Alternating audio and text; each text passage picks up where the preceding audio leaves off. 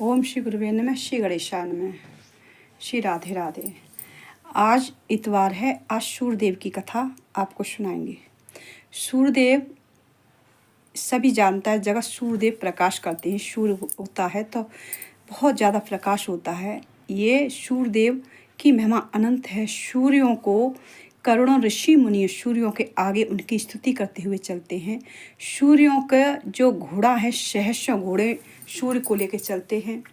कुछ जो यक्ष और वाहु होते हैं वो आगे पीछे धक्का लगाते हैं। जो राक्षस हैं, यक्ष हैं, ये सब धक्का लगाते सूर्यदेव भगवान के उसको क्या नाम है, रथ को।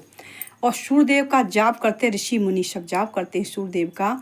तो ये सूर्यदेव षष्ठी ग्रह, इतनी उनकी ऊर्जा है कि उनको पास में कोई उनकी पत्नी भी नहीं आ पाती थी। उनसे डरती थी छाया। जब छाया डरती थी तो छाया भी डरती थी। तो बहुत उनको डर लगता था कैसे भगवान के आगे पर इतनी ऊर्जा उनकी जल जाता था, शरीर जलता था उनकी। तो सूर्यदेव भगवान बहुत डरते थे कि क्या ये मेरे पत्नी मेरे सामने नहीं पड़ रही हैं। तो इन्होंने फिर भगवान के भक्त तो थे ही सूर्यदेव भगवान, और इतनी किरण प्रकाश तेज।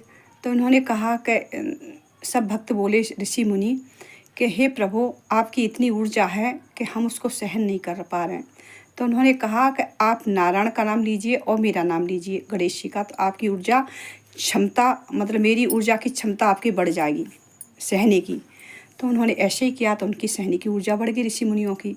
तो उन्होंने कहा कि प्रभु, जो आपके भक्त हैं सूर्यदेव की पूजा करते हैं उनका क्या हो।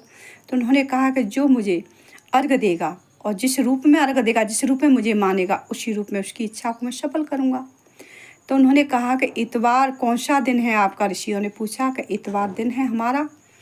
इतवार हम निकलते हमेशा अर्घ देना चाहिए। इतवार के दिन जो कोई मनुष्य मेरी ये कथा लीलाओं को और कहेगा, सुनेगा, और तो उसको सभी इच्छाओं को सफल करेंगे। जैसे सूर्यदेवाय नमः, ओम श्री सूर्यदेवाय नमः।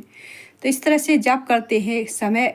जैसे आपको अर्घ देना तो ओम सूर्यदेवाय नमः कह के ऐसे इतने ऊंचे से अर्घ देना चाहिए। इससे मनोकामना पूरी होती है, और जो सूर्य की प्रकाश की ऊर्जा होती है अपने मस्तक में इसमें पड़ती है, तो शरीर भी स्वस्थ रहता है और अपनी मांसपेशियां स्वस्थ रहती है और भाग्य अच्छा होता है। इससे भाग्य उदय होता है और भाग्य बनता है अच्छा। बुरे समय निकलता जाता है। सूर्य की किरण से जो बुरे नकारात्मक शक्तियाँ अंदर दिमाग में सोचने विचारने की क्षमता कम होती है, वो निकलती चली जाती है। सूर्यदेव भगवान की किरणों से अच्छा होने लगता है, सद्बुद्धि मिलती है। इसलिए सूर्यदेव भगवान की पूजा इस तरह करें। और आपको कैसा लगा सब्सक्राइब करें, लाइक करें, फॉलो करें, कमेंट में बताएं कैसा लगा सूर्यदेव की कथा।